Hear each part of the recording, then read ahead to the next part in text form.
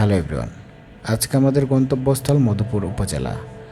মধুপুর উপজেলা আনারসের জন্য বিখ্যাত। মধুপুরের আনারস বাংলাদেশের টাঙ্গাইল জেলার মধুপুর অঞ্চলে উৎপাদিত কৃষিপণ্য, যা 24 সেপ্টেম্বর 2024 সালে মধুপুরে আনারস ভৌগোলিক নির্দেশক জিআই পণ্য হিসেবে স্বীকৃতি অর্জন করেছে।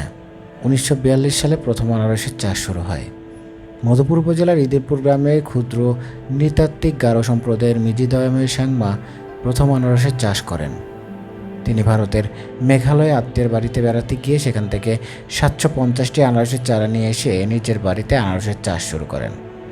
সে চাষকে সমৃদ্ধ করে বর্তমান বাংলাদেশের বিভিন্ন স্থানে আনারসের চাষ করা হয়ে থাকে। মধুপুরের প্রায় সব ইউনিয়নে আনারসের চাষ হলেও সবচেয়ে বেশি চাষ হয় অরণখোলা, শোলকুড়ি, আউশনাড়া ইউনিয়নে।